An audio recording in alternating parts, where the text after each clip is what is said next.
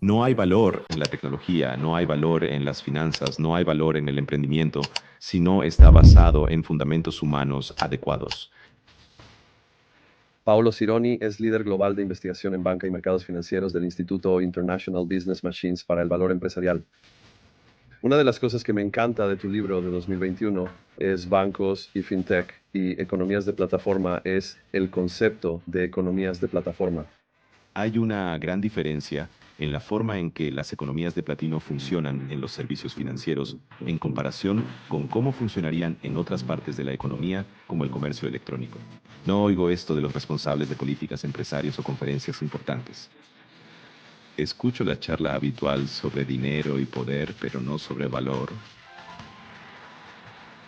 ¿Cómo podemos construir un capitalismo basado en valores que permita a las personas posicionarse libremente en el mercado mientras protege el eslabón más débil, que es el cliente final o el consumidor final?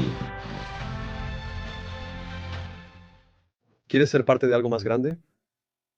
Al suscribirte accedes a contenido increíble. Únete a una comunidad apasionada por la innovación, tecnología y negocios. Suscríbete y construyamos algo increíble juntos. Bienvenido a la familia.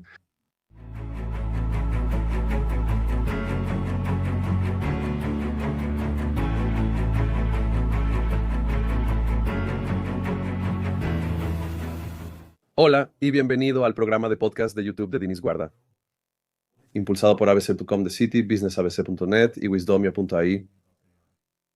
Seguimos destacando a líderes globales y agentes de cambio en el mundo.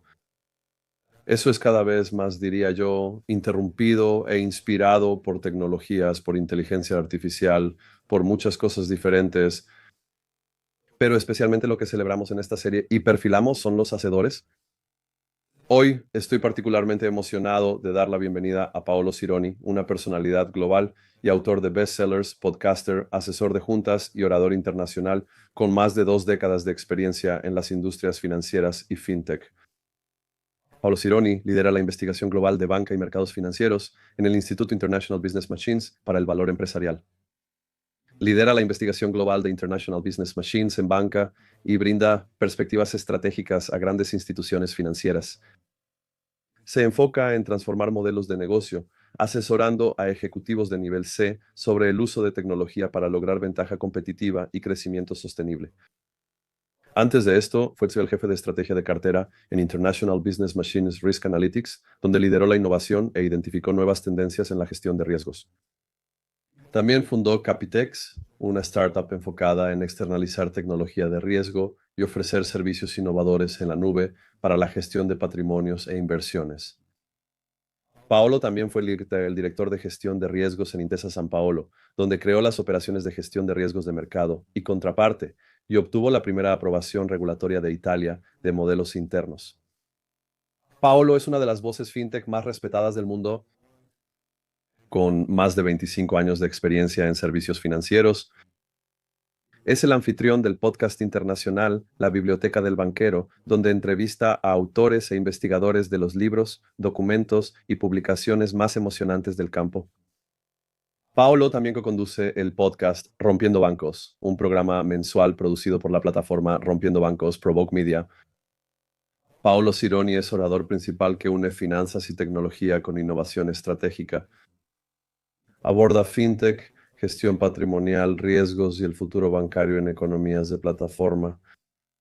Es un autor publicado de gran venta con libros que han sido reconocidos como un top seller en los campos de finanzas y tecnología en Amazon.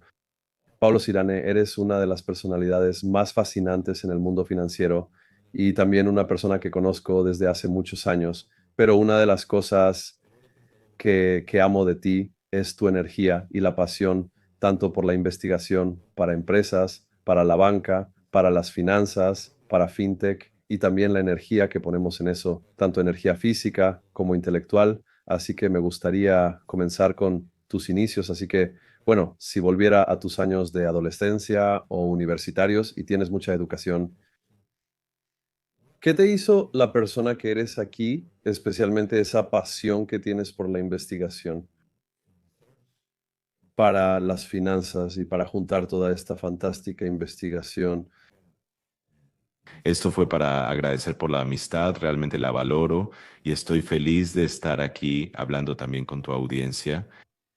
Y creo que un par de cosas, queremos decir primero que nada, cómo puedo sintetizar mi trayectoria profesional, que en realidad es un viaje de investigación. Me gusta pensar que es como la Divina Comedia de Dante Alighieri, el poeta del verano en Italia. Básicamente pasó por un viaje muy complejo desde el infierno a través del purgatorio hasta el cielo. Infierno para mí fue ser gerente de riesgos cuantitativos en la banca. Me encanta la banca y la gestión de riesgos, pero vi todas las escenas de los sistemas bancarios y otros que no has visto. Bueno, los conozco y luego decidí crear una fintech en Alemania en 2008 y sabes, el emprendimiento es como el purgatorio, solo izquierda y derecha porque quieres que suceda, tienes que arrepentirte, pero es una experiencia increíble y luego International Business Machines compró Capitex en 2013. Así que me uní a International Business Machines y sabes, el cielo de las tecnologías exponenciales. De eso se trata hoy, está en boca de todos el hecho de que la tecnología avanza tan rápido, pero al final a través de este viaje mantuve la constante que es lo más importante. Intenté entender al ser humano. Está bien así que no hay valor en la tecnología, no hay valor en las finanzas, no hay valor en el emprendimiento si no está basado en fundamentos humanos adecuados, que no son solo ética abstracta, es una comprensión de cómo las personas manejan la tecnología. Así que ahora, ¿qué me motivó a mantener esta perspectiva a lo largo de mi carrera como columna vertebral de la investigación? Bueno, dos cosas. Cuando me gradué en 1994 en la Universidad Católica en Milano, me especialicé en banca y mercados financieros y me gradué con calificaciones completas, 110 en toda Italia. Pero recuerdo que el libro de texto principal que utilicé, que fue el que publicó mi profesor, comenzó con una discusión de 20 páginas sobre la asimetría de la información en los servicios financieros. Debo confesar que no lo entendí, y me tomó un tiempo investigar sobre las razones por las que no lo entendí, y la cosa era muy simple. No se explicó bien, así que estaba mal.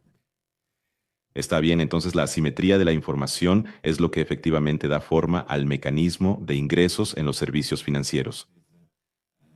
En otros términos, podemos creer que alguien sabe menos que otra persona y eso no es cierto, como es justo decir que en la torre promedio de los mercados de capitales puede haber algunos comerciantes que son creadores de precios, por lo que el hecho de que pueda haber más otros que son tomadores de precios y tomadores de precios, por lo que tienen que seguir, pero en general, toda la industria se basa en servir a individuos y familias.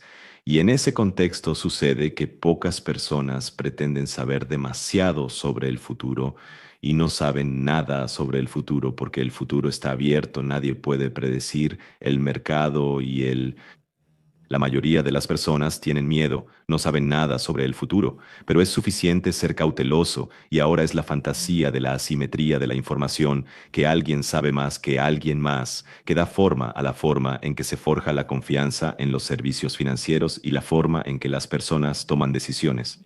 Y eso es un elemento muy importante porque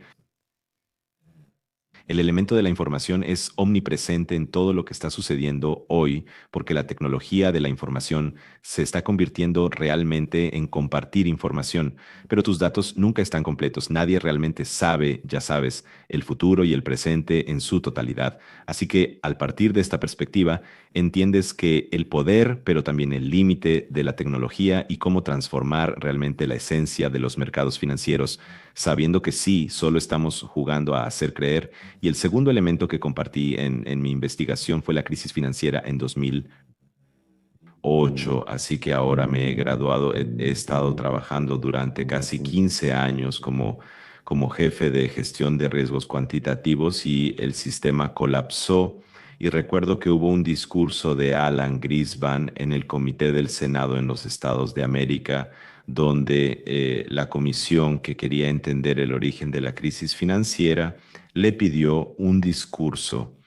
El jefe de la comisión le preguntó por qué sucedía esto.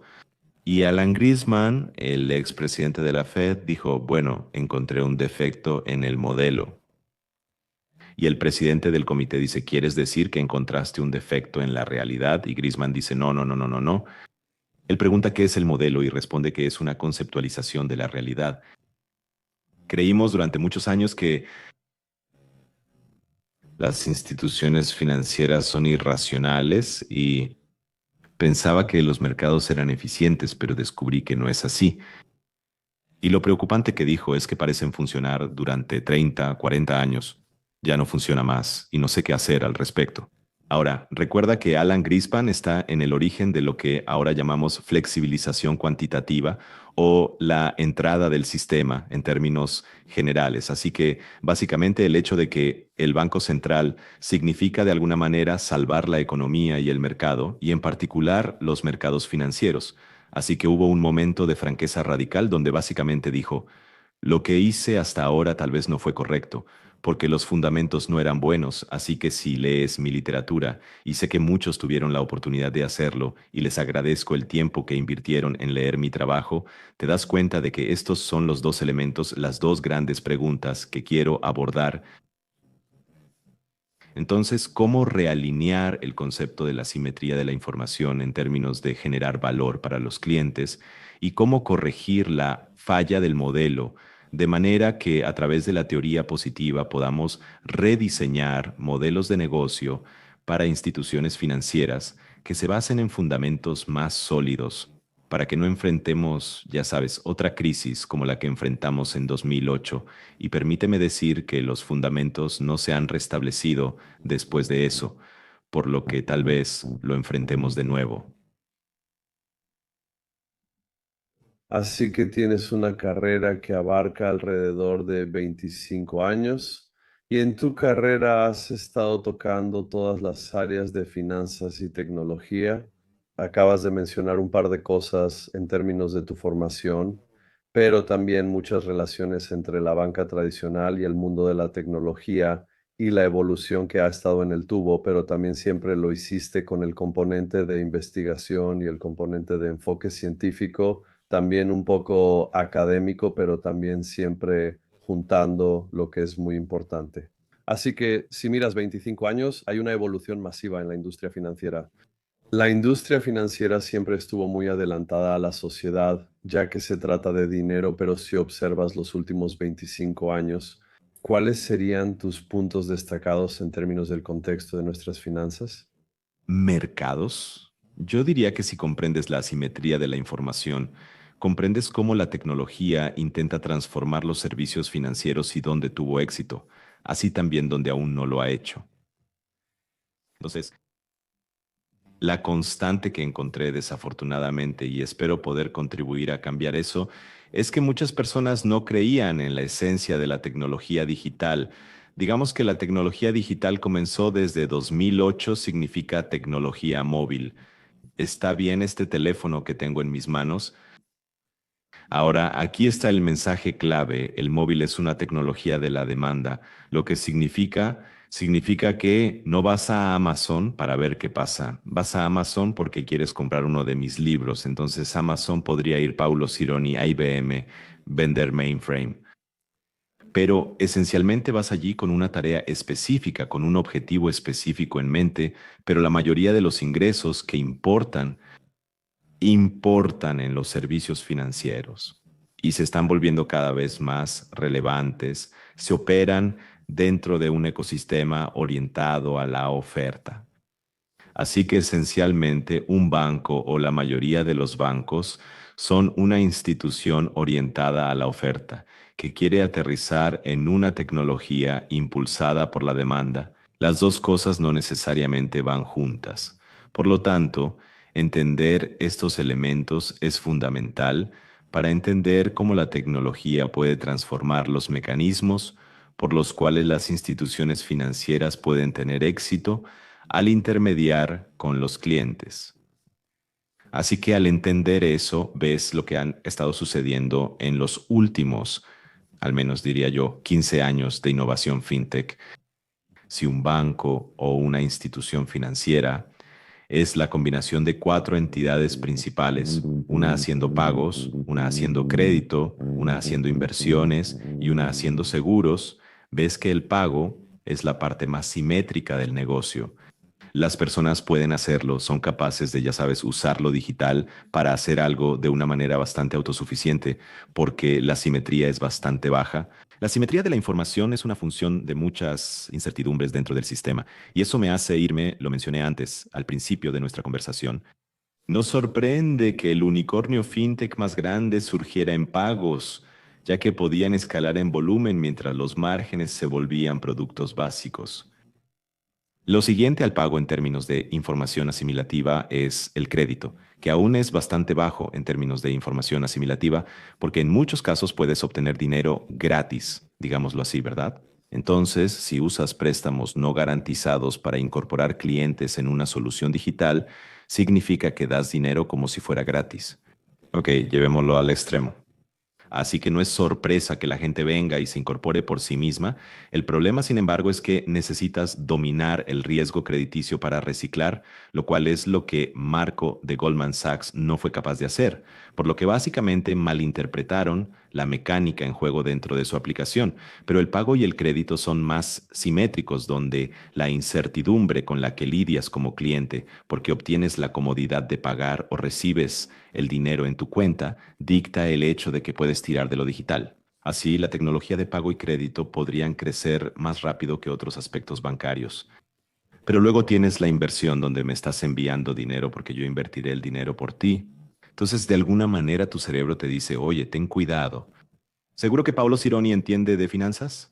Sé que trabaja en International Business Machines, así que explícales cómo hicimos, que fui jefe de gestión de riesgos cuantitativos unos 15 años. Tengo una opinión más amplia sobre la dinámica de los mercados financieros. Entonces, eso significa que invertir comienza a ser más como un mecanismo de consumo orientado a empujar. Entonces, si no hablo con la gente, es posible que no pueda tomar una decisión, por lo que no realizo transacciones. Y esa es la realidad de la mayoría de los clientes minoristas que existen donde los bancos quieren intermediar. Ahora hay más incertidumbre fundamental que debes manejar al decidir. Existen asimetrías de información más complejas y digitalizadas, por eso el asesor robótico no tuvo tanto éxito frente a las empresas de reembolso. La tecnología está más limitada que la Paytech. En el sector asegurador, algunos contratos son obligatorios y digitales, mientras que otros, como los seguros de vida, siguen siendo impulsados de forma tradicional. Si tienes que discutir con alguien el hecho de que necesitas un seguro de vida porque podrías morir, normalmente quieres tener una conversación con alguien en quien confías, con una persona y no cargar con una pena. Algunos aspectos del seguro son mucho más difíciles de digitalizar que otros, especialmente comparados con el crédito y la Paytech.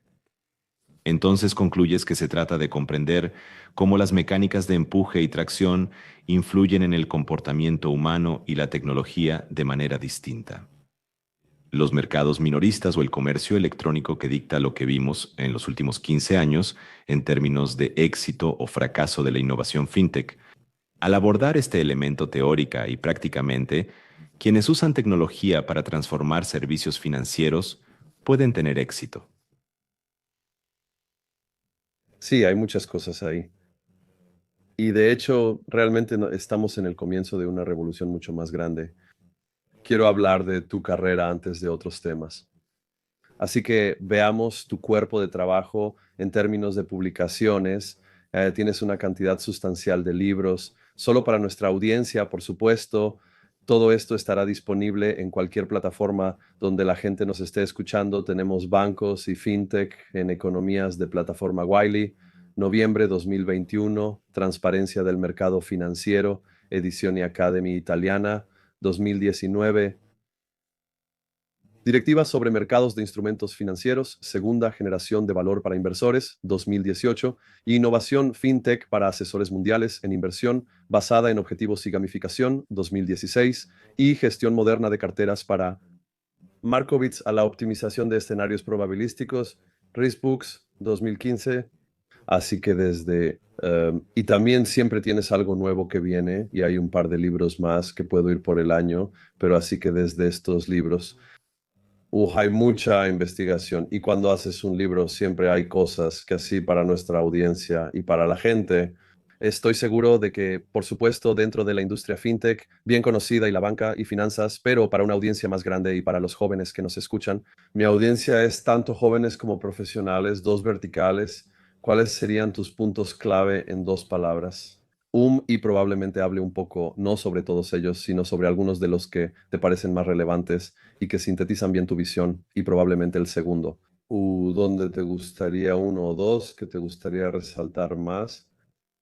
Bueno, todos están conectados porque son parte del mismo esfuerzo de investigación, donde comencé desde diferentes ángulos que conducen a una conclusión similar o una pieza que al combinarlas juntas construye la imagen final. Así que el primero es un libro de finanzas cuantitativas que amo y es la esencia de mi perspectiva innovadora en mis años de emprendimiento y básicamente trata sobre cómo creamos un marco que nos permita lidiar con el problema de usar finanzas cuantitativas para decidir la toma de decisiones de inversión, no cerrando el sistema.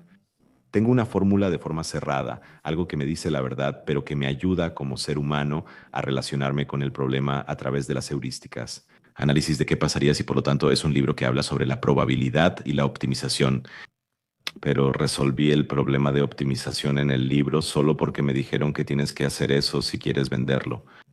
Pero el verdadero valor es el marco que te permite llevar las finanzas cuantitativas a la vida de todos en términos simples al crear escenarios y visualizaciones que te ayudan a relacionarte con el problema, lo cual verás en un momento es muy importante porque es al relacionarte con el problema que te vuelves más consciente y más consciente sobre tus decisiones. Ese es el enlace correcto a la banca consciente que menciono en mi libro Bancos y FinTech o Economías de Platino. El segundo libro, Innovación FinTech, es quizás el más sofisticado de los cinco. Así que el movimiento fintech estaba comenzando en esos años, así que intenté hacer mi interpretación de lo que estaba sucediendo y el enfoque en los asesores robóticos. El subtítulo es de Asesores robóticos para invertir basado en objetivos y gamificación. Así que comencé a destacar por qué lo que pensaba que era la mentalidad predominante en Wealth Tech no era correcta, ya que la tecnología no estaba lista para reemplazar al individuo. Relaciones entre personas y banqueros, basadas en la ilusión de información simétrica, muestran cómo enfrentamos la incertidumbre. Creo que esto fue premonitorio y ocurrió en el mercado, por lo que los asesores robóticos tuvieron que adaptarse. La perspectiva basada en objetivos busca reconstruir narrativas que ayuden a instituciones en un modelo híbrido para fundamentar mejor el valor con los clientes. El tercer libro, Directivas sobre mercados de instrumentos financieros, segunda por regeneración para inversores, trata sobre la regulación del mercado en la Unión Europea, el Directiva sobre mercados de instrumentos financieros, segunda, pero como Europa es donde se forja mucha regulación y es una regulación muy exigente, solía decir que el Directiva sobre mercados de instrumentos financieros segunda es como Nueva York. Si lo logras allí, lo logras en todas partes.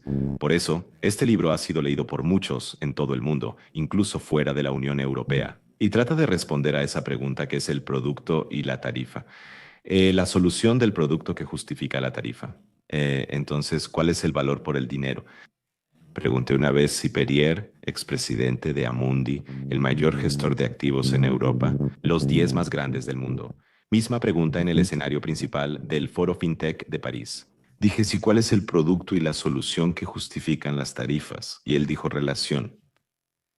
Un asesoramiento transparente entre institución y cliente, y así en el centro de la regeneración de mi FIDUA para los inversores está entender que el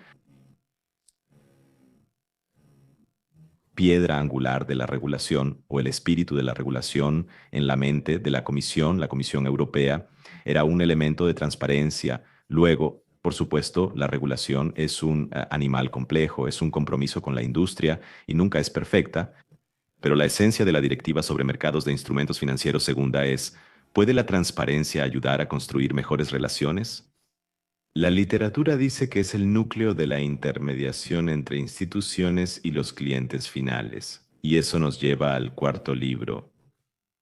Ahora que investigué cómo innovar en finanzas cuantitativas con probabilidad y optimización, ¿cuál es la esencia de la intermediación entre instituciones y clientes?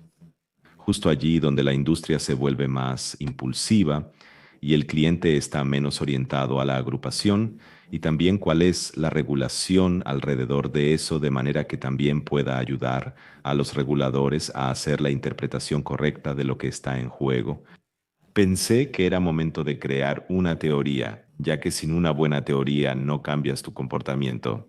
Ahora, el cambio que está ocurriendo en los servicios financieros es como si intentaras producir electricidad usando una planta nuclear en lugar de una planta de carbono. No cambiarías el teoría de la física debajo de ellos, porque si usas la física clásica llevas al desastre. Pensé que también necesitamos una nueva teoría para guiar cómo aplicamos la tecnología y transformamos los servicios financieros, la teoría y principios de transparencia del mercado financiero. Mi cuarto libro es un ensayo de 50 páginas. Digo que consumieron mi cerebro, porque quería ser muy conciso y es una teoría positiva. La teoría positiva significa que al redefinir de manera más razonable las macrofundaciones biológicas de los mercados financieros, que son una incertidumbre fundamental e irreversibilidad del tiempo. Ahora podemos diseñar nuevos modelos de negocio que funcionen donde los empresarios, los banqueros pueden ser pagados por su trabajo, que al mismo tiempo maximiza el valor para los clientes. Es un enfoque más equilibrado. Y eso es lo que en la práctica aborda los dos problemas que moldearon mi curiosidad investigativa. El hecho de que la asimetría de la información es la fantasía. Al reconocerlo y ser totalmente transparentes, sabemos cómo manejarlo diferente. Y el hecho de que había un defecto en el modelo que identificó Alan Greenspan y ahora tenemos un nuevo modelo de negocio o un conjunto de estrategias comerciales que pueden sacarnos del enigma. Mientras hacía esto, pensé que era momento de escribir sobre bancos y fintech en economías de plataforma, banca contextual y banca consciente. Aprovecha la literatura y la investigación previas para dar forma y explicar en términos muy fundamentados y analíticos, pero de formas accesibles. Lo que básicamente es la transformación de los servicios financieros, porque está emergiendo, estamos yendo allí a entender exactamente lo que sucede, nos ayuda a acelerar la transformación y tomar el camino correcto más rápido, evitando cometer muchos errores y enfrentar problemas. Por eso, los bancos y economías compactas de FinTech han sido libros exitosos, especialmente como bestsellers de Amazon en banca durante varios trimestres. Y es un libro estratégico que involucra a los directores ejecutivo programadores de juntas, buenos gerentes, oficiales de crédito. Es un libro para todos los que quieren entender lo que realmente está sucediendo en la banca y los mercados financieros a través de la tecnología. Eso es un logro impresionante y creo que sigues empujando los límites, pero también me gusta que siempre sea con un puente entre la industria, la academia y la tecnología, lo cual no es fácil de unir todas estas cosas porque Las investigaciones fáciles para el ecosistema requieren el compromiso de todos, si no, no funcionan. es un elemento crítico, así que tienes un puesto en International Business Machines, donde lideras la investigación global en transformación bancaria. Así que cuéntanos sobre eso. Y para las personas que no saben cómo funciona, creo que siempre es importante de International Business Machines, por supuesto, es una marca global importante. Solía ser la marca más grande del planeta en términos de tecnología. Todavía lidera muchas cosas, así que cuéntanos sobre eso y cómo también estás dando forma a eso. Actualmente soy el líder global de investigación en banca y mercados financieros para el Instituto International Business Machines para el valor empresarial. Muchas palabras. El Instituto para el Valor Empresarial es el centro de pensamiento religioso de International Business Machines. Hemos estado alrededor de un poco más de 20 años y es donde conectamos los puntos entre negocios y tecnología, sabiendo que la tecnología a veces inspira, pero definitivamente es una condición previa para transformar operaciones y modelos de negocio, sea cual sea tu industria. En mi caso me enfoco en servicios financieros o particularmente en banca y mercados financieros, y el tipo de trabajo que hago es, hago investigación, realizo encuestas globales, hablo con los clientes continuamente cada semana. Algunas de estas conversaciones también se publican en una forma editada, en lo que llamamos la voz de los creadores, y eso me permite llevar al público una comprensión de la transformación de la industria, tecnología que se filtra a través de los ojos y la experiencia de una variedad de clientes que provienen de proveedores de tecnología bancaria fintech y particularmente los unicornios, es decir, aquellos que lo lograron y son más exitosos. Así que eso hace que el punto de vista de International Business Machines sea único, porque no es solo abstracto, sino que está basado en la vida real y en lo que realmente está sucediendo. Y si puedo decirlo de manera muy sucinta, puedes entender la transformación de la banca de esta manera. Con tecnología. Hace 15 años, al iniciar la crisis financiera, los bancos reestructuraron costos y ahí surgió la tecnología móvil como el smartphone. Así que la digitalización correcta, básicamente significaba cambiar los cimientos, por lo que las arquitecturas de los bancos pasaron de ser totalmente locales a servicios en la nube, lo que correspondía al declive de las sucursales, por lo que el cierre de las sucursales y así trasladar esas sucursales a una aplicación móvil. Entonces fue principalmente como una digitalización total, ¿verdad?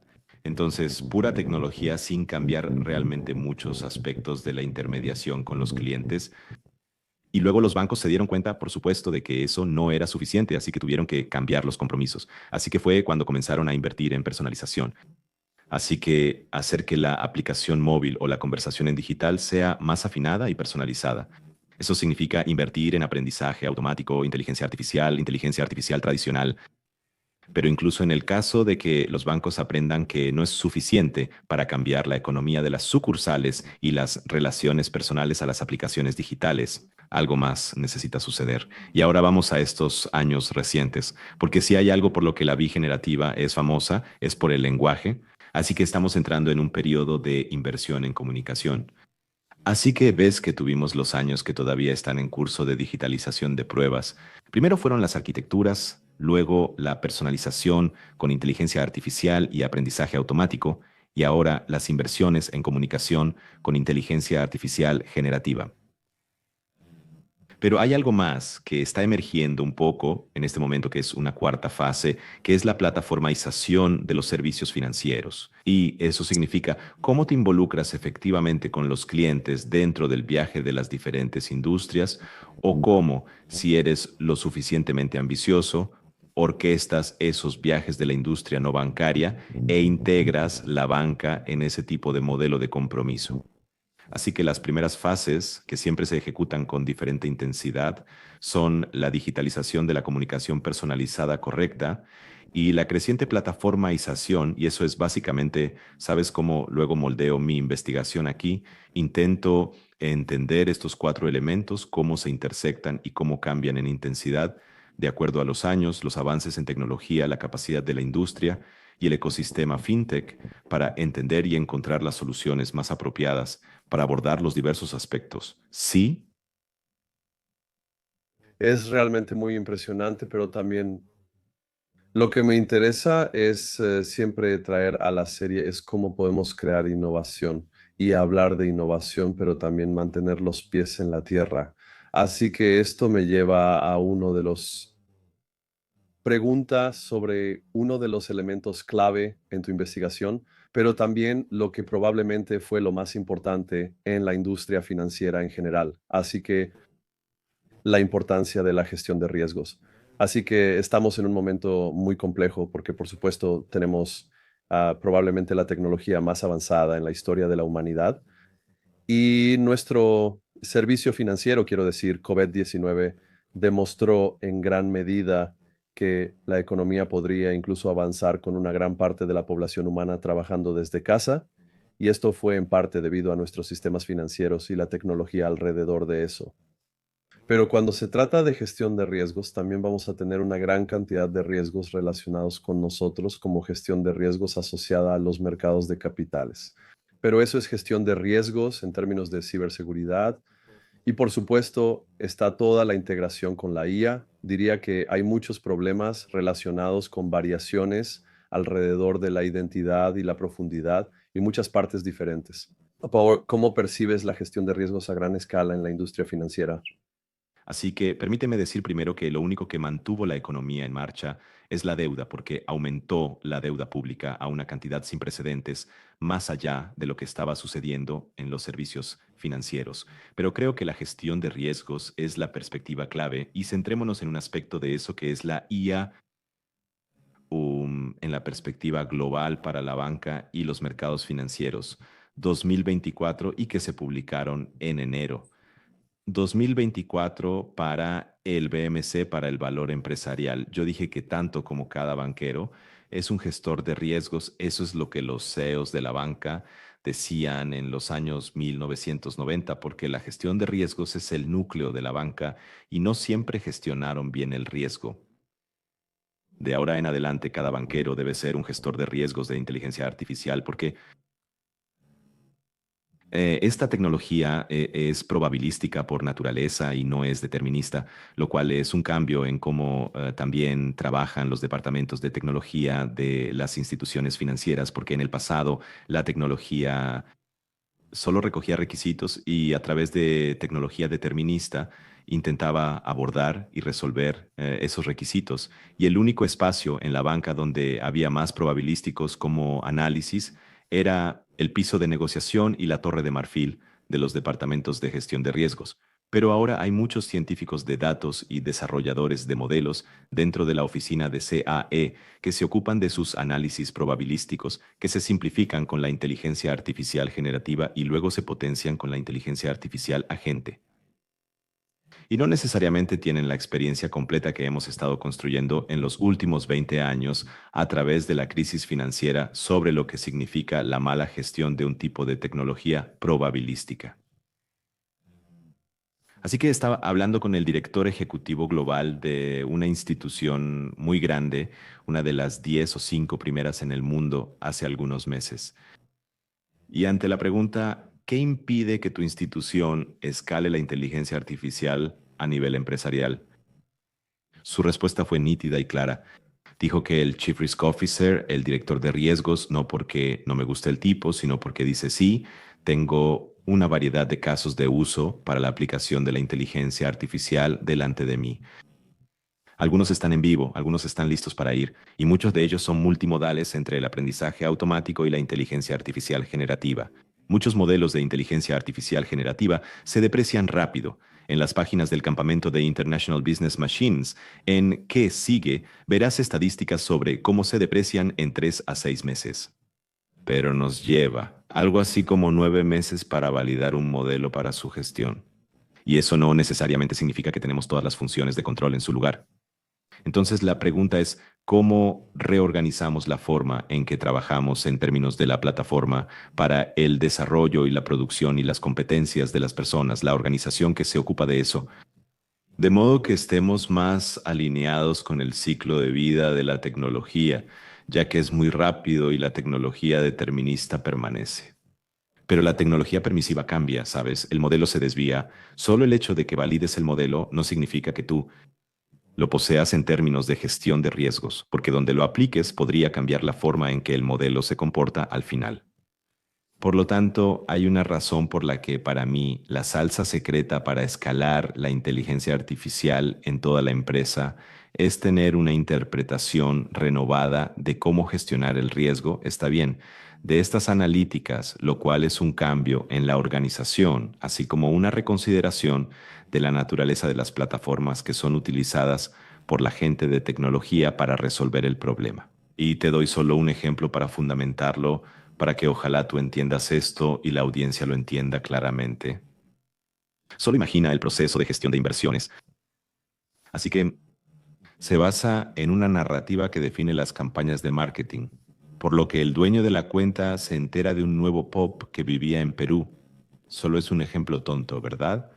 Así que él dice que sabe que a muchas personas les encantaría comprar acciones peruanas porque, ya sabes, ahora se conectan con un elemento emocional. Así que tiene una reunión matutina, le dice a todas las personas en las diversas sucursales o personas que hablan con los clientes que esa es una buena historia, las personas podrían estar inclinadas a tener básicamente esa conversación. Sé que las personas son imperfectas, pero el sistema se ajustará de inmediato. Las personas se comunican de distintas formas. Imagina usar un sistema energético de extremo a extremo para atender clientes en procesos de asesoría, aunque aún no sea así, solo es para imaginar. Entonces, cuando cambias la estrategia frente a un cliente, esa persona de negocios tendrá que hablar con un programador, el programador tendrá que entender la estrategia de negocios y luego tendrán que llamarlo en el sistema para asegurarse de que el sistema se desvía para corresponder a la estrategia de negocios. Después deben probarlo y luego lanzarlo en producción. No ocurre en media hora.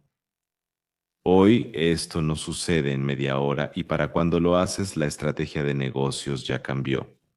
Entonces, todos estos elementos son los que nos impiden esta conexión entre los dos, las personas de negocios, para poseer el elemento tecnológico o incluso para redefinir cómo las personas de negocios poseen el elemento tecnológico de una manera que saben que pueden gestionar el riesgo y controlarlo. ¿De acuerdo? Y entonces, el ingrediente secreto aquí, el elemento que permitirá que eso suceda, es incrustar la perspectiva de gestión de riesgos dentro del sistema, por lo tanto, desplazándose a la izquierda, haciéndolo respirar y vivir técnicamente de una manera en que el negocio pueda lidiar con eso, bajo un marco de control y protección. Y así que ahora quiero pasar por eso y continuar. Una de las cosas que has estado haciendo es que también has creado, bueno, hemos sido también un emprendedor y haciendo muchas cosas diferentes. Así que hablemos de Capitex. Cuéntanos sobre la empresa que fundaste. Capitex fue una empresa conjunta creada básicamente para externalizar la tecnología de riesgo de un banco privado en Alemania y luego usar esos fundamentos para innovar en el espacio de gestión mundial. Y la razón es porque mientras trabajaba en gestión de riesgos durante tanto tiempo, cuando vi la crisis financiera venir y comenzar, pensé, la economía de la banca cambiará como consecuencia de eso. Y eso es particularmente evidente en Europa cuando la tasa de interés se volvió negativa. Y si te gusta, pocos negocios se volvieron más relevantes para dar forma al informe anual de muchas instituciones en el continente. Así que básicamente eso fue el cambio que quería capturar y este cambio está bien explicado por un documento del Banco Central Europeo que se publicó, creo que fue hace 4 o 5 años, no, hace 5 años, porque lo referencié en el libro que se titula Información financiera y tecnología, lo que se vendió y lo que es nuevo. Entonces, lo que dice el Banco Central Europeo es que, en particular, al mirar los mercados europeos, pero se aplica en todas partes del mundo, los bancos ejercen poder de mercado si sobresalen en información y comunicación. Entonces, ¿qué es la información? La información son los datos dentro del sistema bancario central de una institución que proviene principalmente de transacciones, por lo tanto, pagos y la comprensión de las elecciones adversas, por lo tanto, la función de crédito. Y lo que dijo el Banco Central Europeo en ese momento es que, dado el nivel de tasas de interés negativas y la transformación de las condiciones económicas en general, las condiciones microeconómicas alrededor de las instituciones financieras, se está volviendo muy difícil para los bancos generar valor para los accionistas con una función de crédito con información. Entonces, Kuhn, lo que tienen que hacer, dijeron, es que tienen que abrirse, construir una arquitectura de banca como servicio para conectarse a través de APIs con ecosistemas de banca abierta compuestos por fintech y otras industrias, básicamente para llegar a los clientes de diferentes formas, está bien, no están limitados en la forma en que usan la información por relaciones que están atadas alrededor del sistema bancario central y eso perímetro, por lo que necesitas abrir la banca central a esas interacciones de banca abierta y finanzas abiertas, pero al mismo tiempo los investigadores del Banco Central Europeo reconocen que la comunicación también es importante y de hecho la comunicación se está volviendo más importante que la información para definir la rentabilidad de las instituciones financieras ahora. Entonces, ¿qué es esto? ¿Qué es comunicación? Comunicación soy yo y tú, es una interfaz humana hablándote sobre la simetría de la información. Eso puede creer, mencioné antes, para que tomes una decisión financiera y lo sepas conversando conmigo. Dicen, ¿cómo puedes digitalizar una comunicación? Ahora, en ese momento ni siquiera se generaba BI como concepto, ¿verdad? Por lo tanto, fue más difícil entender cómo se podría realizar efectivamente la banca conversacional. Así que en 2008 pensé que la comunicación es el núcleo de la perspectiva de buena gestión. Si descifro el código de ese elemento de comunicación, descubro un nuevo modelo de negocio para instituciones francesas. Así que Capitex quería finalmente crear una solución técnica que transformaría la forma en que los bancos minoristas hablan con los minoristas y acaudalados, así como los banqueros privados hablan con los individuos más ricos y al abrir el marco de referencia de las finanzas cuantitativas de una manera en que las personas pudieran hablar con las personas basándose en elementos más sistematizados de conocimiento, de manera que todos puedan ser ayudados a elevarse en una conversación de manera sistemática. Porque el problema es cómo escalar, está bien, la comunicación y la conversación, pero manteniendo un buen nivel de un nivel transparente de ese elemento de comunicación. Y así fue la esencia de Capitex. Siguiendo con esto, como mencionaste, quiero ir aquí. Una de tus áreas de investigación son los marcos regulatorios, lo que impacta en las finanzas. Actualmente en finanzas avanzamos a distintas velocidades. Hay innovación y menos innovación, como en Europa y en nosotros. Además, enfrentamos varias diferencias geopolíticas. En realidad, los últimos meses se están volviendo más desafiantes. Entonces, ¿cómo ves los marcos regulatorios actuales como MiFID II y el impacto en los mercados de capitales financieros y también con todo lo que está sucediendo? Así que tuve la oportunidad de discutir con muchos reguladores, mientras los roles en particular, por ejemplo, si incluso la Comisión Europea me invitaron a presentar toda mi literatura, es una de las rutas, porque el punto es que primero necesitamos volver a la regulación espiritual, porque no estoy seguro de que estemos utilizando la regulación de la manera correcta, y eso no es culpa de nadie, ¿verdad? Pero es una comprensión que los reguladores, los responsables de las políticas y los líderes de la industria necesitan tener, por lo que la regulación ha imitado la forma en que se creó la industria. La industria se creó en torno a los productos, mecanismos de entrega de productos, por lo que la regulación intentó seguir esos productos y de alguna manera incluso cuando ahora tocamos tecnologías, las tecnologías se aplican a elementos específicos, por lo que tienden a seguir esos elementos específicos. Pero una cosa que aprendí que el jefe de regulación de uno de los organismos europeos discutió conmigo hace años es que tal vez la regulación está haciendo la pregunta equivocada a las instituciones. Por lo tanto, las instituciones siempre serán más dinámicas e innovadoras que los reguladores por definición debido a los presupuestos. ¿Correcto? Debido a los recursos. La fintech potenció esto, así que el cambio es rapidísimo. Antes, la innovación financiera no se centraba en tecnología, sino en productos y beneficios como la titulización y los derivados. Entonces, los reguladores estaban pidiendo a la industria demostrar que un producto es adecuado para un cliente. A medida que el producto cambiaba, tenían que redescubrir cómo crear reglas para las nuevas especificidades de la innovación financiera. Siempre iban atrás, pero la verdadera pregunta para los reguladores es otra. La pregunta real era más simple pero más difícil, ya que la simplicidad a veces cuesta. La pregunta habría sido, ¿puedes demostrar que el cliente entendió lo que está comprando? Porque no es un Bitcoin. Es bueno o malo en términos abstractos. Si entiendes lo que es y quieres jugar el juego solo, hazlo bien, pero solo si entiendes lo que es, ¿verdad? Tomas tu propio riesgo conscientemente para poner 100 de tu dinero en esa apuesta, ¿verdad? Si no, solo podrías exponerlo al miedo de perderse algo.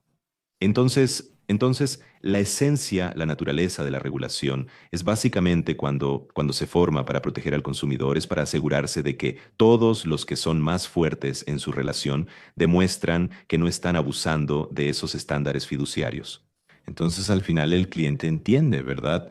Y el problema de este entendimiento es que porque nuevamente esta es una industria donde pocas personas pretenden saber demasiado sobre el futuro. No saben nada de lo que la mayoría de las personas piensan. No saben nada sobre el futuro. Deberían saber que deben ser cautelosos. Así que, partiendo del hecho de que la incertidumbre fundamental es la estructura del mercado, el banco posicionará la conversación con el cliente de una manera que estén abiertos a decir, realmente no sé nada sobre el futuro, pero estoy aquí para hablar contigo, en este caso, para que tengamos una conversación justa sobre lo que puede suceder.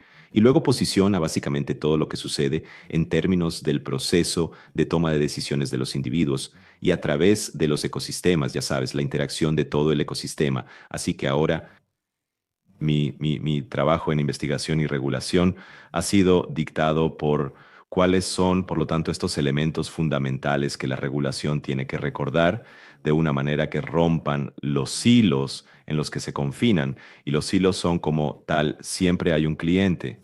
Ese cliente obtiene una hipoteca. El cliente invierte en acciones. Ese cliente quiere un cripto. El cliente necesita un contrato de seguro. Pero tenemos una regulación para cripto, una regulación para contratos de seguro, una regulación para hipotecas, ya sabes, una regulación para ETF. Y luego hablamos de centrarnos en el cliente. Si el cliente es solo uno, realmente necesitamos rediseñar una regulación desde cero de una manera que corresponda al alcance que básicamente queremos cumplir en la transformación de los servicios financieros, llevando al cliente al centro mientras seguimos teniendo el producto en el centro. Sé que es más fácil de esa manera porque puedes identificar más claramente los elementos de control, pero eso derrota el propósito. Hay muchas cosas allí, Aiden, hay 5 libros y mucha investigación. lo sé. Hay un área que creo que ahora se está rediseñando por todo lo que pasa en la economía mundial, aunque eso es tema para otro podcast. Así que una de las cosas que me encanta de tu libro de 2021 es los bancos y fintech y las economías de plataforma, es el concepto de economías de plataforma. Entonces me gustaría elaborar esto porque creo que este concepto no se destaca adecuadamente, especialmente en educación y negocios, porque al final del día tenemos, si miras los mercados financieros y los siete mágicos de Wall Street o de los mercados de capitales, tenemos, por ejemplo, Apple, Microsoft, Nvidia District y Google y Alphabet y luego todos los otros chicos tienen más valor casi en términos de economía que una gran parte de la economía mundial y son economías de plataforma en sí mismas, pero luego están los bancos como economías de plataforma y todas las partes digitales. Así que sé que tu parte aquí es mucho más grande en términos de fintechs y demás. Así que me gustaría que elaboraras la economía de plataforma del libro, pero también la abrieras un poco más como una provocación mía aquí. Ok. Entonces, la economía de plataforma es evidente. Así que Amazon es la plataforma o un mercado que opera como, pero ahí hay una gran diferencia en la forma en que funcionan las economías de plataforma en los servicios financieros en comparación con cómo funcionarían en otras partes de la economía como el comercio electrónico. Y mi intento ha sido básicamente tomar una teoría de plataforma y moldearla de una manera que sería aplicable a la transformación de los servicios financieros. Y de nuevo, necesitaba la teoría de la transparencia del mercado financiero para hacerlo. Así que esencialmente, los fundamentos teóricos, que son los fundamentos teóricos de mis bancos y fintech en economía de platino, es una teoría de banca abierta, es teoría de ecosistemas abiertos. Así que es una teoría de la dinámica económica. ¿De acuerdo? Los mercados financieros son grandes, parte de la dinámica económica. Y es interesante que lancé la teoría y principios de transparencia del mercado financiero en 2019 durante el Foro Económico Mundial en Davos, en uno de los eventos de Davos. pero la semana anterior fui invitado a presentar el libro en una conferencia en Hangzhou, en China. Hangzhou es como dijo Marco Polo, es un lago maravilloso, aunque para mí italiano no tan bueno como el de Como, pero tiene un paisaje muy bonito. Y les pregunté por qué me invitaron a su presentación. Ahora, uno de mis libros también está traducido al chino. He estado trabajando con instituciones chinas desde 1999 en un proyecto del Banco Mundial. No diría que soy conocido en el mercado, pero sí lo conozco y me conocen. Invitaron a 20 personas de todo el mundo, arquitectos, ingenieros y a mí, y dijeron que China estaba al comienzo del próximo año de apertura, la próxima fase de apertura. Los primeros 20 años fueron hasta la Organización Mundial del Comercio. Los siguientes 20 años fueron tras la Organización Mundial del Comercio hasta 2019-2020. Y ahora estamos en la tercera fase. Y dijeron que estamos en medio de las guerras del capitalismo y el comunismo y necesitamos redefinir el valor que respalda nuestra plataforma económica, financiera y social. Y como mis fundamentos teóricos es una axiología, habla sobre la definición de valor y dice que si no defines el valor, no puedes digitalizar el valor. Queremos discutir eso. Ahora, no sé qué sucede después porque no hablo chino, pero me parece muy interesante porque captaron el hecho de que necesitas concebir la dinámica en la economía y en la sociedad realmente en términos de plataforma. La sociedad es una plataforma, la política es una plataforma, los mercados financieros son una plataforma, ¿verdad? La economía es una plataforma.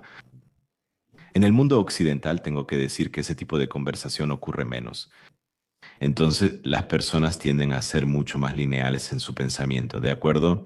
Quizás es el estilo estadounidense de hacer las cosas. Sé que las plataformas, como mencioné, surgieron inesperadamente, como las redes sociales y Amazon, pero aún así faltaba la conceptualización para entender cómo eso realmente intersectaba la transformación de la economía. Y creo que puede suceder a través de los mercados financieros para llevarnos a un siguiente nivel, donde también abordamos algunas de las deficiencias del capitalismo que ahora está dominado por el financismo, que es un problema en sí mismo, ¿verdad? Ahora el mundo financiero supera al de la economía real, lo que trae consecuencias no deseadas. Entonces, la economía de seguridad y compatibilidad bancaria intenta básicamente conectar estos puntos de esta manera, comprendiendo cómo, utilizando la estética consecuencial que está impulsada por la regulación, puedes crear efectos de red positivos, elementos que desde abajo transforman una interacción de todo el ecosistema. Ahora, es difícil para cualquiera cambiar un sistema complejo. No puedes imponer reglas de arriba hacia abajo porque puede dañar el sistema. No puedes esperar que esto pase espontáneamente de abajo hacia arriba porque existen muchas restricciones y regulaciones. Así que es ese delicado equilibrio. Reconceptualización del papel de los responsables de la política de regulación en términos de transparencia y la identificación de aquellos elementos que permiten que el sistema se construya a través de la ética consecuencialista,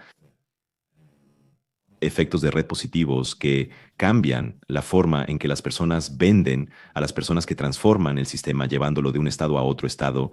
Y en el núcleo de esto está la definición de valor. Mi punto es cómo podemos construir un capitalismo basado en el valor que permite a las personas posicionarse libremente en el mercado mientras protege el eslabón más débil, que es el cliente minorista final o el consumidor final.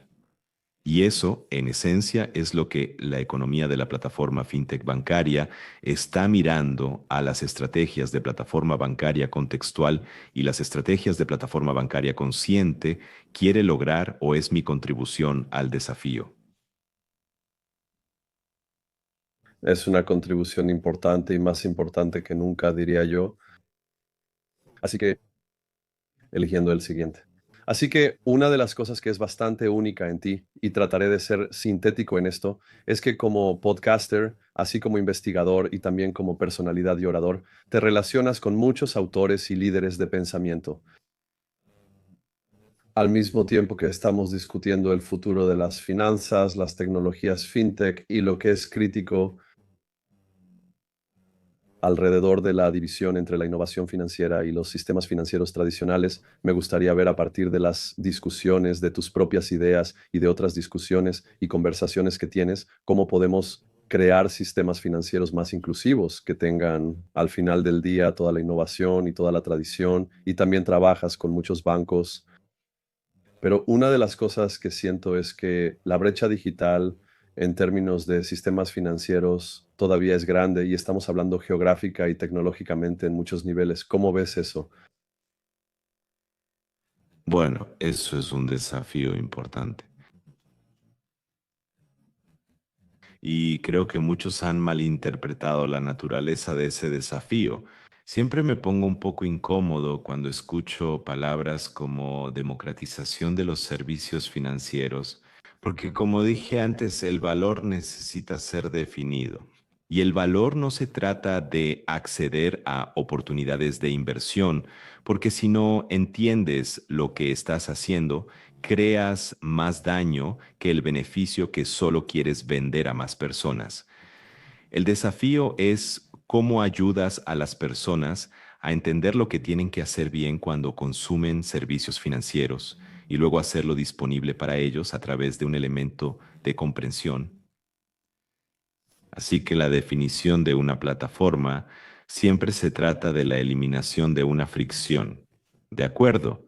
Y cuando eliminas la fricción en la forma en que dos personas interactúan, se ven obligadas a hacer esa interacción contigo en lugar de con alguien más. Así que déjame decirte cómo funciona esto y cómo se reconcilian. Así que en los bancos, si tomas muchas economías, hay estas dos estrategias en el cuadrante de innovación bancaria llamado banca contextual, estrategia de plataforma y banca consciente. Estrategia de plataforma. ¿Qué es la definición de banca contextual? Es la oportunidad de eliminar la fricción del ecosistema para hacer las cosas más rápidas, bien, sin interrupciones. Eso hace que la banca sea contextualizada. Eso significa incrustado, invisible, ¿verdad? Ser invisible significa que no tienes que pensar en finanzas, ¿verdad? O ir a un banco, hacer una transacción. Puedes hacerlo justo allí en el momento, ¿verdad? La ubicación de la necesidad, y eso es en realidad una consecuencia de que al hacerlo, creas un nuevo valor. Cuando digo nuevo valor, me refiero a que no está en las transacciones porque se mercantiliza rápido. El valor está en el nivel de toda la interacción económica. Pero claramente, cuando eliminas una fricción, también eliminas un momento de reflexión, por lo que no siempre es bueno por sí mismo. En pagos, mientras no gastes más de lo que tienes, evitarás problemas comunes de las tarjetas de crédito frente al efectivo. Y puede funcionar, pero en crédito, como comprar ahora y pagar después, debemos ser cautelosos porque combinamos conveniencia con deudas. Y eso puede ser abusado. Como tal, vimos eso en algunas partes del mundo donde estos medios digitales tuvieron más éxito. Lo que se pensaba que era inclusión se convirtió en una trampa de deuda para muchas personas. Ahora, por otro lado, tengo la estrategia Platinum de banca consciente donde digo que es la necesidad para demostrar valor a los clientes, por lo tanto, para eliminar la fricción del conocimiento. Solo piensa cómo explicas la sostenibilidad en una conversación, ya que es un concepto complejo. No es tan simple como muchos piensan porque necesitas demostrar impacto. Eso hace que la banca sea consciente. Eso es transparente, ¿ok? Todavía es visible, pero necesita ser visible de manera transparente. Y eso desbloquea un valor oculto. ¿Qué es el valor oculto? Es el valor de la relación. Está oculto por el hecho de que si juegas con la asimetría de la información y la fantasía de que tú sabes y los demás no saben, mientras que realmente no sabes sobre el futuro, no generas valor. Pero en cambio, siendo humilde y sobrio para decir, yo tampoco sé sobre el futuro, pero estoy aquí bien estructurado para tener una conversación contigo, entonces, que juntos, ¿verdad? Podemos tomar una decisión consciente y realmente necesitas, sabes, esforzarte. Es complejo, por eso necesitas tecnología, no es fácil generar valor así. Ahora, estos dos elementos al final necesita intersectar, ¿verdad? Así que eliminando la fricción del conocimiento significa como agregar más, ¿verdad? Agregar una conversación que es una fricción, un elemento de es contraintuitivo, pero es así que aumenta la conciencia. Eliminando la fricción del ecosistema significa que eso necesita ser accesible, ¿verdad? A bajo costo para todos. Y eso es lo que sucede en la intersección entre los dos, cómo usar la tecnología para básicamente hacer esos elementos de valor más accesibles. Entonces, al final, elevando el elemento consciente del individuo. Y al hacer eso, entonces, las capacidades sin interrupciones elevan la conciencia del ecosistema. Está bien y puede sonar abstracto, pero en realidad tiene profundas consecuencias, porque cambia la forma en que tratamos individualmente con los productos financieros y oportunidades. Cambia cómo definimos los objetivos individualmente como corporaciones, justo en la interacción en el ecosistema. Así que realmente necesitas creer en esta perspectiva teórica que es positiva. Eso implica que es viable con modelos de negocio donde todos ganan, tanto la institución como el cliente. Para cambiar, ¿verdad?, el sistema de trato. Creo que el financismo está dominando el capitalismo, abordando la forma en que funciona el sistema financiero. Tendrá como consecuencia un efecto de desbordamiento que nos permitirá entender cómo la economía real necesita cambiar, también de manera diferente, a la luz de la transparencia. 100. Este es el elemento clave y el verdadero desafío. Por eso mi siguiente pregunta aborda esto.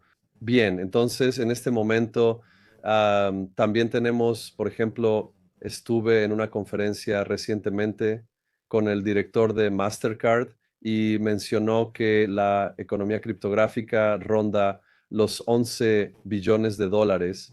Así que me gustaría escuchar tus opiniones cuando se trata de este gran elefante en la economía mundial y también en la sala. Y cómo ves más grande, por supuesto, que hay tecnologías de blockchain. Eso es finanzas descentralizadas, DeFi. Eso es cripto y esos son activos digitales. Entonces, desde tu investigación hasta ahora, ¿cómo ves estas dos tecnologías y verticales y los impactos que ya tienen en nuestra economía mundial? Bien, entonces la cripto trae opacidad a los esteroides. No siempre es transparente, pero es un campo en crecimiento que también tiene un elemento de valor y necesita ser entendido. Lo que me preocupa es el hecho de que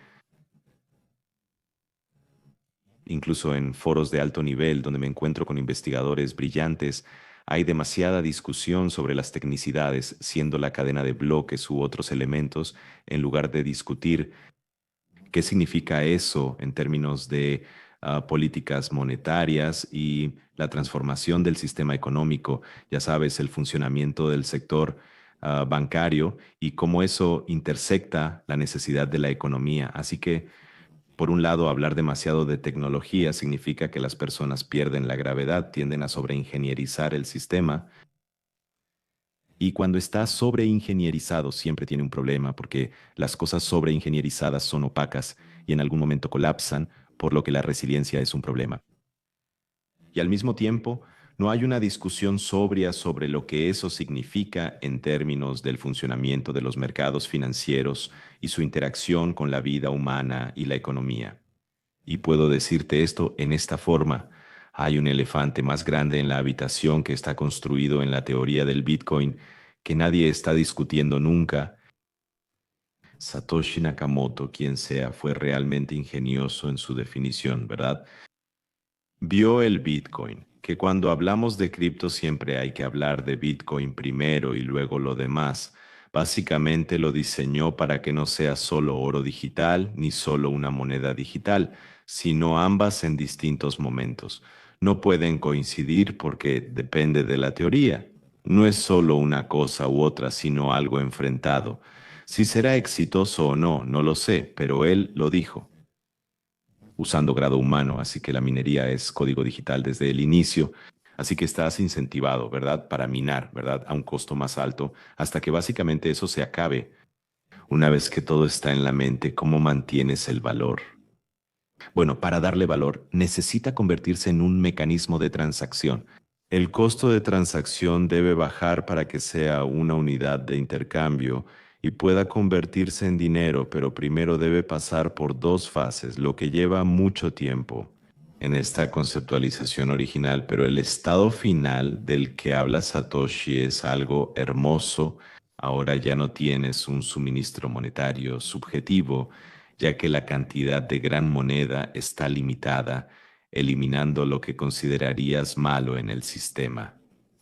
Así, el dinero se crea entre bancos comerciales y bancos centrales. Bien, sí creo que es para o no, pero eso es lo que él creía y entonces automáticamente esta es su palabra, va a que el mundo será un mundo mejor, ¿verdad? Porque tenemos un mecanismo deflacionario, ¿verdad? Que elimina el elemento de inflación dentro de la economía. ¿Y cómo se crea eso?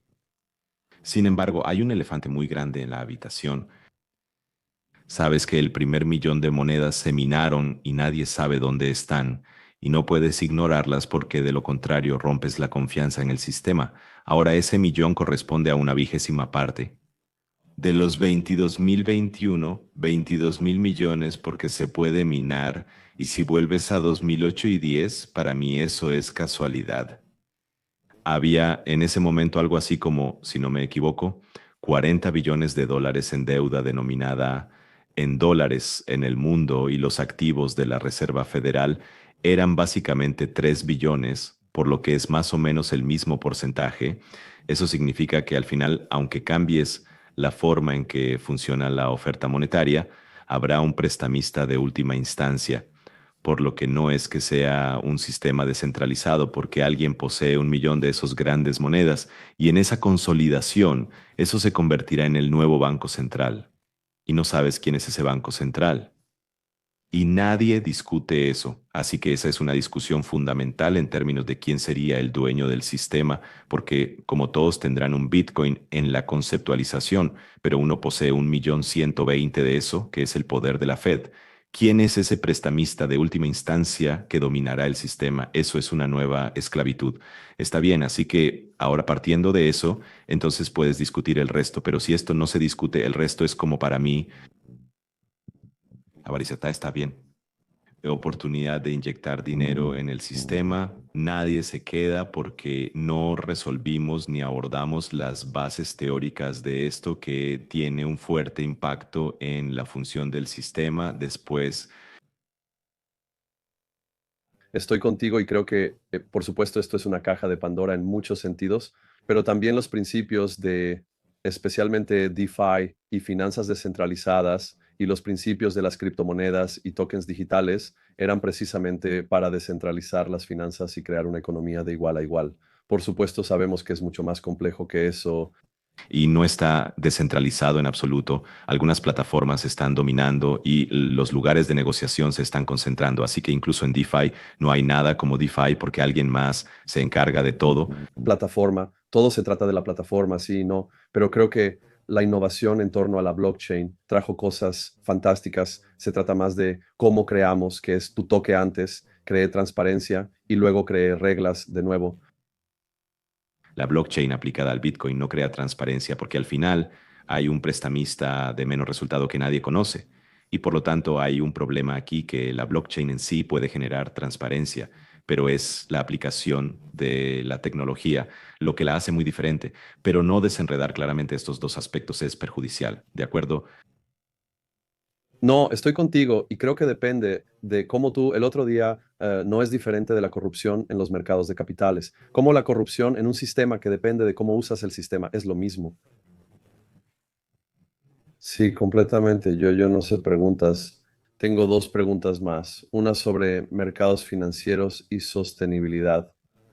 Un desafío actual es cómo integrar el crecimiento sostenible, y, por supuesto, eje ambiental, social y de gobernanza en las estrategias centrales de los mercados financieros y también en nuestros modelos socioeconómicos. Entonces, ¿cómo ves esto precisamente siendo también parte de una de las mayores empresas tecnológicas líderes en el mundo y al mismo tiempo como investigador en los mercados de capitales y también como experto?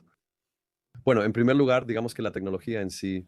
Tiene un impacto en la sostenibilidad y sí, intenta ser neto cero, pero nunca será cero, ¿verdad? Por lo que necesitas estar consciente de lo que estás haciendo. Y curiosamente, a medida que Generated B comenzó a dominar los titulares, y de alguna manera nos importa un poco menos, pero estos modelos son extremadamente, ya sabes, consumidores de energía, tal vez más que un Bitcoin, por lo que es muy probable que cuando la tecnología mejore a través de modelos más pequeños y de código abierto, eso se reducirá en esencia, pero aún así este es el caso. Pero el gran problema aquí es es la definición de valor de nuevo. No es bueno subirse al carro de la sostenibilidad solo porque es éticamente correcto decir no estoy generando valor en posición con los clientes. Si no puedes demostrar eso, por lo que es una demostración de impacto, ese es el elemento clave que distingue el lavado verde de la realidad. ¿Y cómo demuestras el impacto? Bueno, necesitas tener datos. ¿Y cómo puedes tener datos?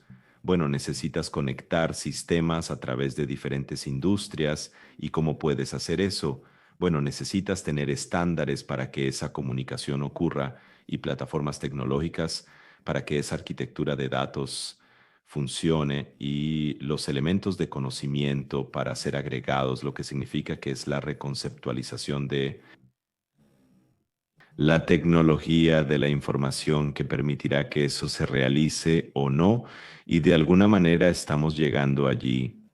Pero aún no hemos llegado, porque teóricamente podemos llegar allí, pero prácticamente hay diferentes incentivos en el sistema. Así que déjame explicarlo de esta manera. La historia de la tecnología de la información pasa por tres fases. En los 70, la tecnología de la información era sobre hardware y la información era mínima, incluso al comprar una computadora. Pero después es bastante indiferenciado. Es cierto, hay algunos servidores que son mejores para algunas industrias que otros estaban en la utilización actual, pero ya sabes, las diferenciaciones, ¿verdad? Son mínimas en comparación con lo que sucede hoy con el software. En los 80, el software inició en el mundo. Eso ocurre cuando información y tecnología están al mismo nivel y ambas son capital. Y el software tiene la característica de que es más personalizado porque lo usa un individuo. Hay una persona de negocios, está bien, que define su intención a través de la interfaz.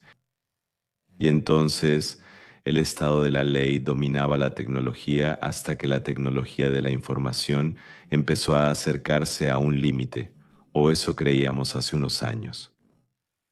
Y el software es más complejo de predecir. Así que las personas que trabajaban en estrategia de tecnología de la información estaban un poco más, ya sabes, aprehendidas porque no tienes una ley para el software. No sabes cuándo se desarrolla, cuándo hay, ya sabes cuánto se puede consumir. Pero el cambio ocurrió de nuevo en el año 2000, en particular en el 2010, después de la afirmación de la tecnología móvil y cómo la nube se convirtió en la norma. Porque ahora pasamos de la tecnología de la información, donde la información es pequeña, la tecnología es grande. Tecnología de la información cuando todos tienen la misma fuente. Tecnología grande o pequeña depende de los datos. Todo gira en torno a la información y cómo la compartes. Así que se trata de cómo reconceptualizas las arquitecturas para que los datos sean portátiles. Tus sistemas son interoperables y compatibles dentro de las instituciones y a través de las industrias.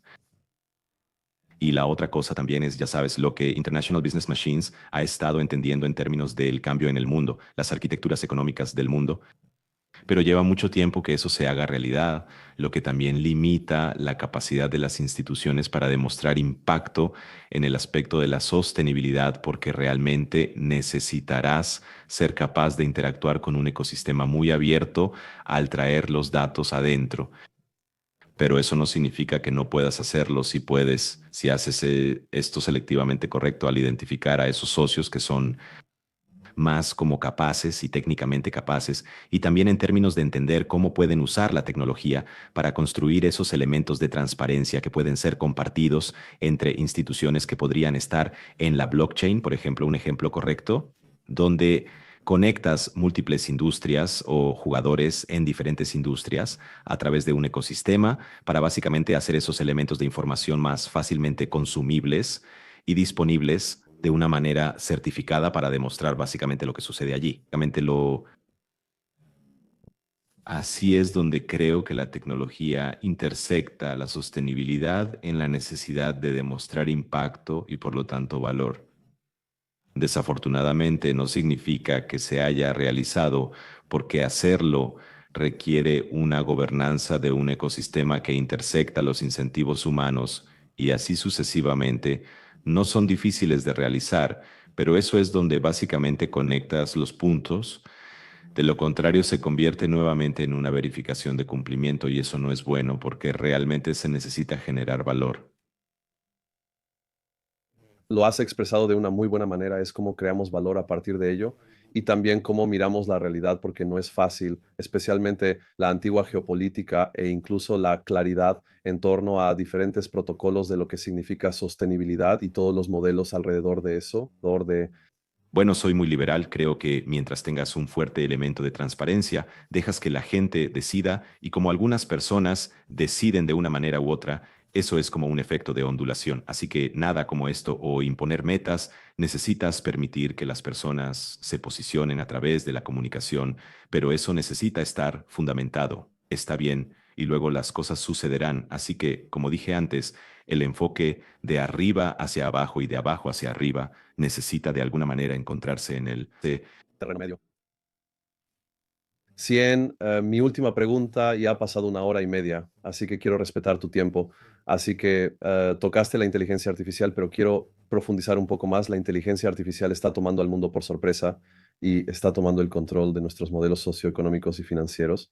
Hay muchas discusiones sobre la creación de un posible ingreso universal, el futuro del trabajo, los empleos siendo reemplazados. Así que, ¿cómo ves este impacto en los mercados socioeconómicos y financieros también?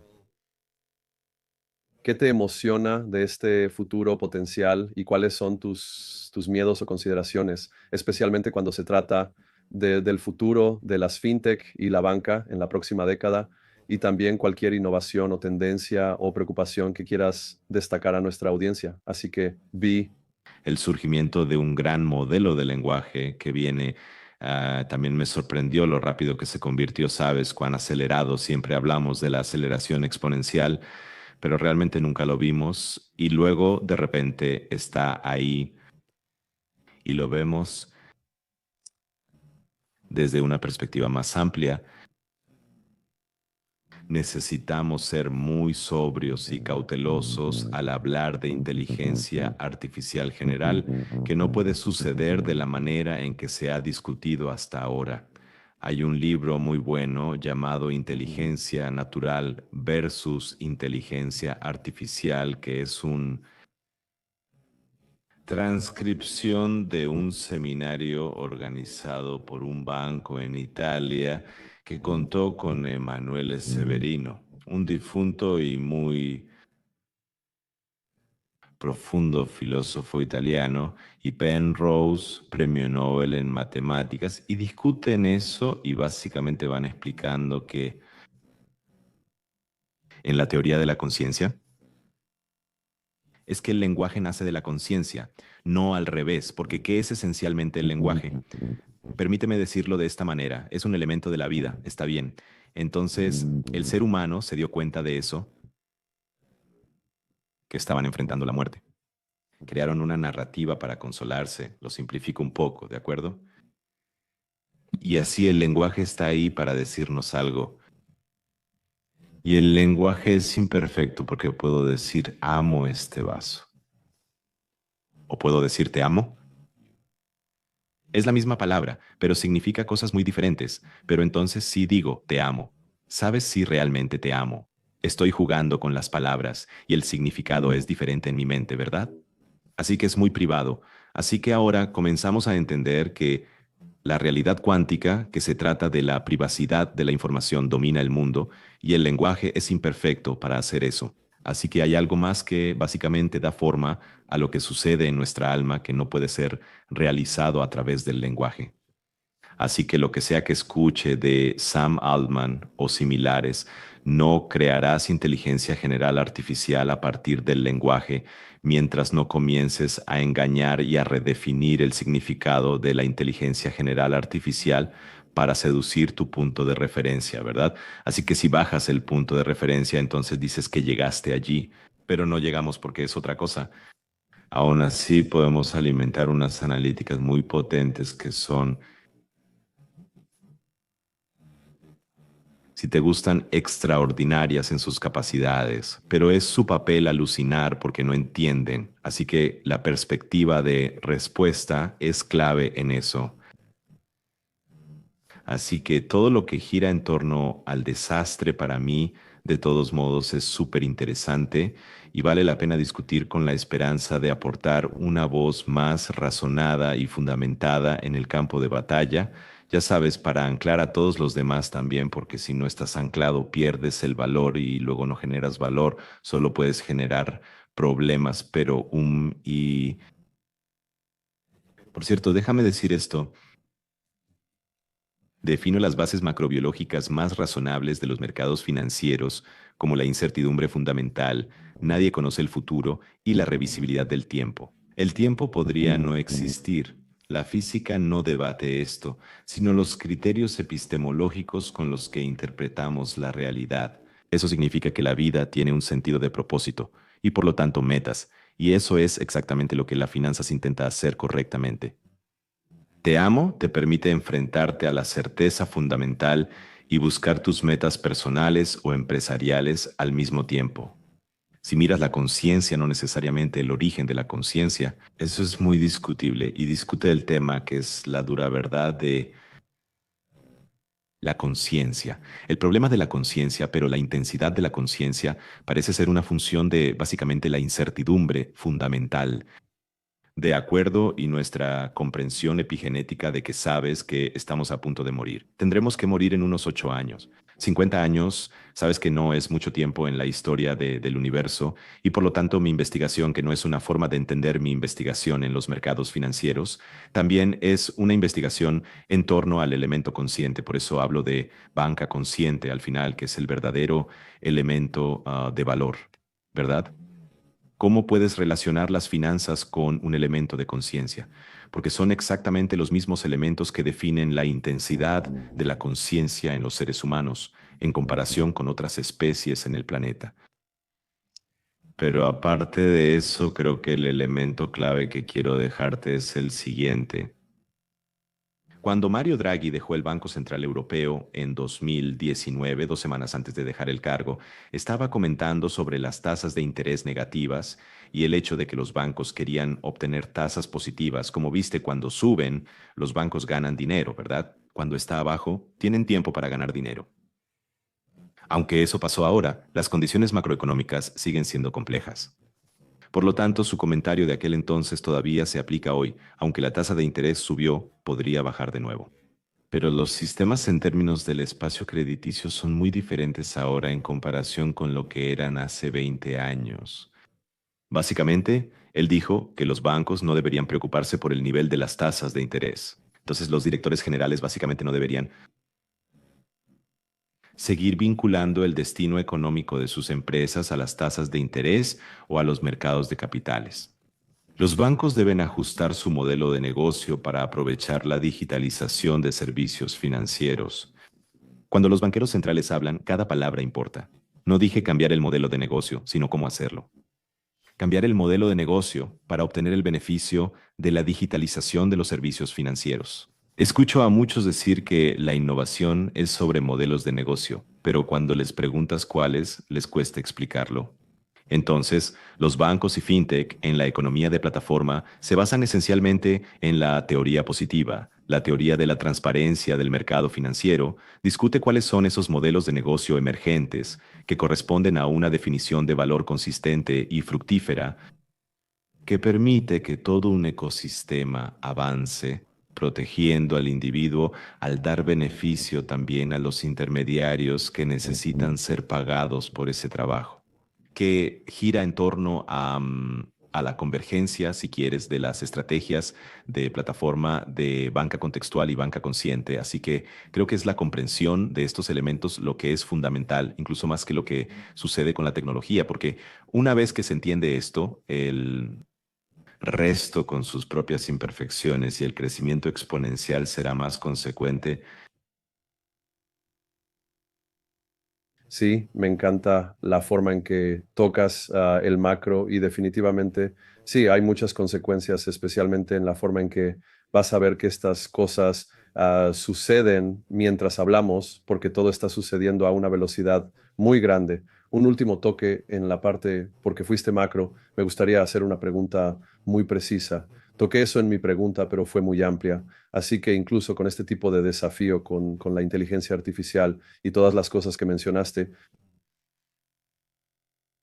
ves el potencial que vamos a tener, porque en la ciencia ficción tenemos dos modelos y la ciencia ficción ha existido durante 100 años, por supuesto es ciencia, hay mucha ficción, pero hay muchos modelos que puedes ver, por ejemplo, algo como Star Trek, que tienes una sociedad que sigue adelante y toda esta innovación y aún crea un tipo muy de yo. Diría que la humanidad sostenible y hay muchos otros modelos en la ciencia ficción que nos llevan a un modelo muy distópico como Blade Runner o muchas cosas. Ah, ¿qué necesitamos ahora? Mi pregunta para ti como experto financiero y tecnólogo es obvio que incluso con todos los desafíos de la inteligencia artificial ya está perturbando toda la economía mundial. E incluso, por ejemplo, algunos de los investigadores, como Jeffrey Hinton, están hablando de posibles riesgos masivos y él es el padrino de la inteligencia artificial y tenemos una comunidad dividida de investigadores, algunos de ellos hablando de los riesgos masivos. Creo que es gran parte de eso. También estoy ahí y hay otros investigadores, aunque no todo estará bien. Encontraremos una manera, pero al mismo tiempo todos están de acuerdo en que definitivamente el trabajo y los sistemas financieros van a cambiar en los próximos 5 a 10 años como nunca antes y eventualmente puedes crear incluso múltiples capas de inteligencia artificial, algo así como teníamos las colonias, tenemos países que serán colonizados por la inteligencia artificial, así que estas son las cosas que me gustaría escuchar de ustedes como los expertos así como el investigador y los mercados financieros, porque esto va a ser incluso para nosotros ahora mismo. Si miras cómo tocas algunos de los unicornios, en FinTech son más grandes que la mayoría de los bancos tradicionales, ya con algunas excepciones, así que tenemos muchas cosas diferentes sucediendo a la velocidad que todavía es grande, pero aún no hemos tenido ninguna disrupción tan grande como mucha gente puede predecir, pero me gustaría escuchar especialmente sobre el ingreso universal, cómo eventualmente vemos esto, porque al final fin de COVID-19 en parte hizo eso en algunas partes del mundo. Otras partes, desafortunadamente, tuvieron que adaptarse y hacer lo mejor que pudieron. Así que eso es lo mío. Opinión personal, dijiste preciso, pero mencionaste varios elementos. Creo que también la discusión sobre el ingreso universal ocurre porque todavía conectamos esta innovación dentro del sistema defectuoso que Alan Crispin admitió que tenía el flujo en el modelo y la consecuencia de aplicar todo esto en un sistema que tiene un flujo en sus fundamentos es que se vuelve cada vez más exclusivo en lugar de ser inclusivo, lo que ha estado sucediendo, incluso antes de que la tecnología se volviera tan dominante, es que si miras la distribución de la riqueza en los Estados Unidos de América en los años 50, el 1% superior de los súper ricos poseía tanto como el 90% inferior, que creo que era algo así como el 27% de esa riqueza en los años 1990. Eso era muy diferente. El 1% superior poseía mucho menos. Bien, un poco más del 10% y el 90% inferior poseía mucho más de lo que poseía antes, lo que significa que el capitalismo estadounidense a través de la producción se estaba volviendo inclusivo. Pero en el 2022, cuando vi la última estadística que estaba realmente en el libro de Ray Dalio, la distribución era exactamente la misma que en los años 50. En resumen, volvimos al punto de inicio tras la Segunda Guerra Mundial, por eso estamos tan preocupados. Porque incluso si un país crece un 5% del Producto Interno Bruto, pero el crecimiento no se distribuye en términos de oportunidad para la población, ¿es eso crecimiento? ¿Es eso progreso? Entonces todavía estamos midiendo si sabes que el sistema está defectuoso, el éxito de la manera incorrecta y por lo tanto a medida que nos adentramos en este tipo de mecánicas. Cuando aplicamos tecnología corremos el riesgo de, si quieres, acelerar ese proceso en lugar de, ya sabes, usarlo para ir a otro lugar. Entonces, pero eso va de nuevo. ¿Cómo definimos el valor de la plataforma económica donde queremos aplicar estas tecnologías exponenciales? De una manera que en lugar de renunciar a la capacidad de los individuos para autoafirmarse, solo diciendo está bien, nadie está trabajando. Por supuesto, seremos como filósofos, ya sabes, obteniendo el ingreso básico, recreamos las condiciones por las cuales las personas pueden participar en el desarrollo económico y también reconectando sus propias aspiraciones en su tiempo irreversible, porque si eliminas la perspectiva del tiempo irreversible en las personas, no tienes propósito.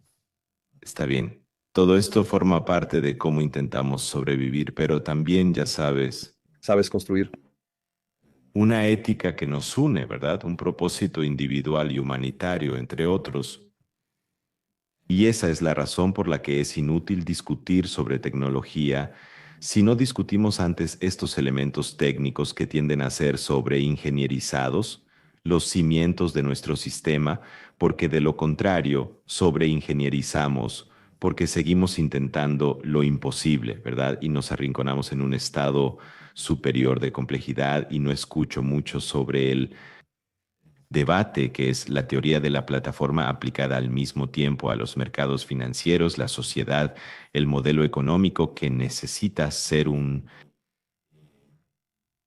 entendimiento como un punto de partida fundamental para hacer que todo lo demás, imperfecto como es, sea capaz de generar más valor que daño. Y de nuevo, el valor no es productividad per se si esta ganancia no se distribuye a la gente, no devolviéndoles algo del sistema, sino permitiéndoles contribuir al sistema, ¿verdad? Y sé que es complejo y sé que suena un poco teórico, pero porque de nuevo, si ahora tenemos plantas nucleares y tendremos una energía nuclear que es más sostenible en el futuro, en lugar de usar carbono para producir electricidad que todavía usamos, es porque construimos teorías que son capaces de llevarnos allí, ¿verdad? Sin buenas teorías, sabes que no podemos otorgar tecnología para el bien, ¿verdad?